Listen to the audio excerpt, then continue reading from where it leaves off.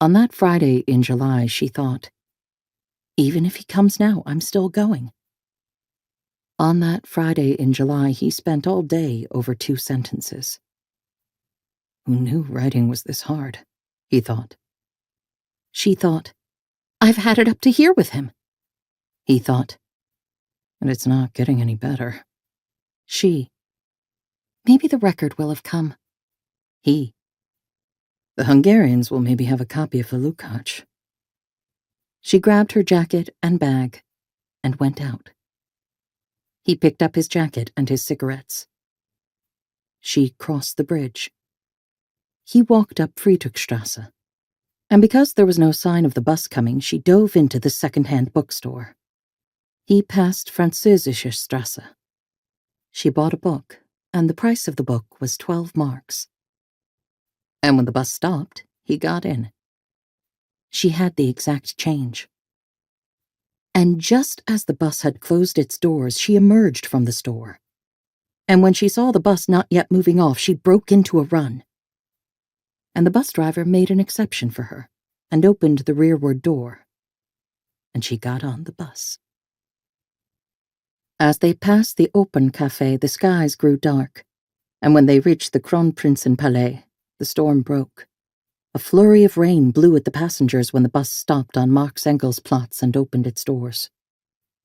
A lot of passengers pressed in to get out of the rain, and she, who had been by the door, was pushed into the middle. The doors closed again. The bus moved off and she felt for a handhold. And that's when she saw him. And he saw her.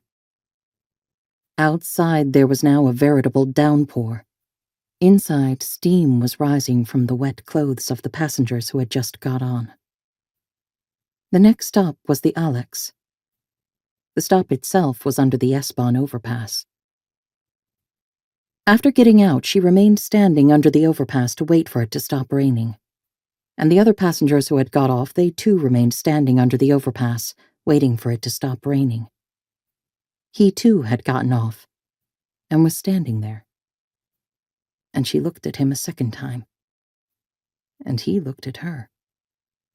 And because the air was colder now after the rain, she pulled on her jacket. She saw him smile and smiled herself.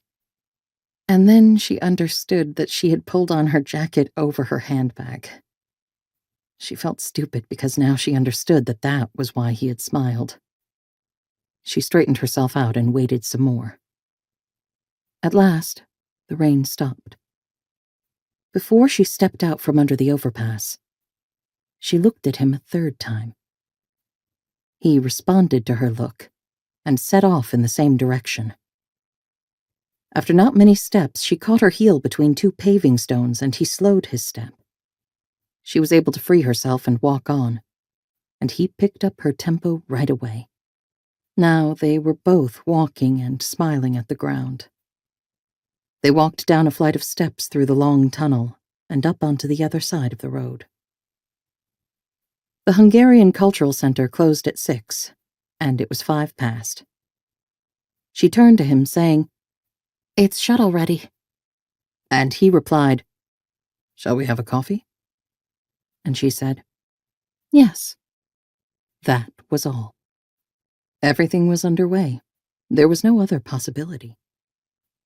It was July 11th, 1986. How could he shake her off, this kid? What if someone saw them together? How old was she anyway? "I'll have my coffee black without sugar. That way he'll take me seriously." Some chit-chat and go, he thinks. What's her name? Katerina. And his? Hans.